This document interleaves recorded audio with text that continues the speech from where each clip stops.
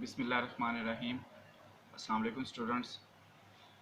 Unit number 6, 9th class, lecture number 1। Unit number 6 का name है work and energy.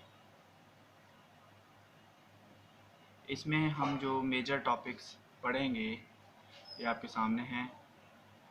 Work, first topic है work, second है energy, उसके बाद है kinetic energy, potential energy, fourth topic है फॉर्म्स ऑफ एनर्जी, उसके बाद इंटरकन्वर्जन ऑफ एनर्जी, और टॉपिक नंबर 7 है मेजर सोर्सेज ऑफ एनर्जी, 8 है एफिशिएंसी, और लास्ट में हम पढ़ेंगे पावर। इस यूनिट के अंदर 9 टॉपिक्स हम पढ़ेंगे। सबसे पहला टॉपिक है वर्क।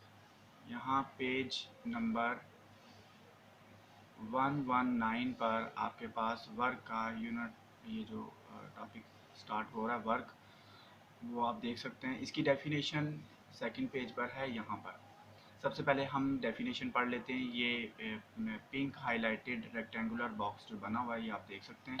यहाँ पर इसकी आपकी बुक के ऊपर भी डेफिनेशन लिखी हुई है। Work is done when a force acting on a body displaces it in the direction of the force. इस डेफिनेशन को गौर से समझने की कोशिश करें।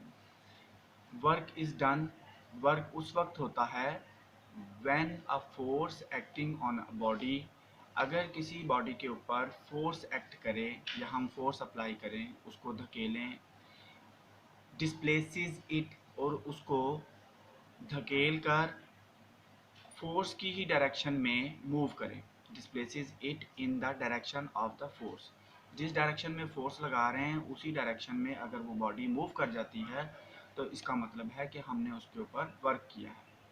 तो वर्क की डेफिनेशन आपको समझ आ गई होगी। Work is done when a force acting on a body displaces it in the direction of the force.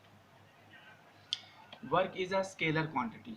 Work क्या है? स्केलर क्वांटिटी है। It depends on force acting on a body, और ये बॉडी के ऊपर जो फोर्स लगाई गई है उसके ऊपर वर्क डिपेंड करता है। वर्क डिस्प्लेसमेंट, और उसकी डिस्प्लेसमेंट के ऊपर, displacement of the body and the angle between them, और उनके दरमियान जो एंगल यूज हो रहा है।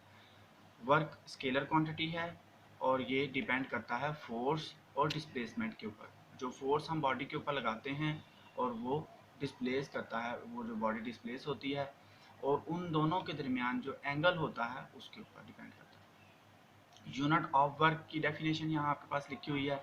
SI unit of work is joule. ये इसको हम कैपिटल J से रिप्रेजेंट करते हैं। SI unit of work is joule, J से हम इसको रिप्रेजेंट कर रहे हैं। इट इज़ डिफाइंड एज, और इसकी डेफिनेशन भी है।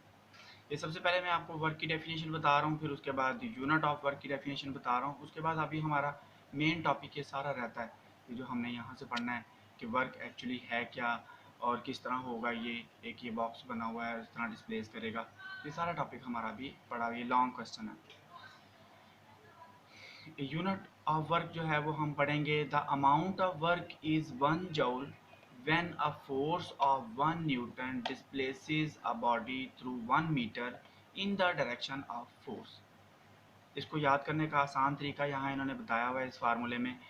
1 joule is equal to 1 newton multiply by 1 metre, यानी जो जूल है वो वर्क का यूनिट है, और ये इस पर जो हम फोर्स लगा रहे हैं ये न्यूटन, 1 न्यूटन ये फोर्स का यूनिट है, और उसमें जो डिस्प्लेसमेंट प्रोड्यूस कर रहे हैं वो डिस्प्लेसमेंट का यूनिट 1 मीटर है। यानी हम किसी भी बॉडी के ऊपर फोर्स लगाते हैं 1 न्यूटन की और उसको 1 मीटर डिस्प्लेस करते हैं, तो जो उन दोनों फोर्स लगाने से और जो डिस्प्लेसमेंट प्रोड्यूस होता है उन दोनों की प्रोडक्ट से हमारे पास जो वर्क होता है उसका यूनिट 1 जूल होगा। ठीक है। The amount of work is 1 joule when a force of 1 Newton displaces a body through 1 meter in the direction of the force। इसके बिगर यूनिट्स भी हैं हमारे पास। Joule is a small unit of work, it's bigger units are 1 kilo joule, kJ, 1000 joule जिसे हम कहते हैं, इसको रिप्रेजेंट करते हैं साइंटिफिक नोटेशन में 10⁻³ जूल। 1 मेगा जूल, इसको हम कैपिटल M और J से शो करते हैं, 1 मेगा जूल। ठीक है। और यहाँ हमारे पास इसके ये साइंटिफिक नोटेशन में 10⁻⁶ जॉल से इसको रिप्रेजेंट करेंगे।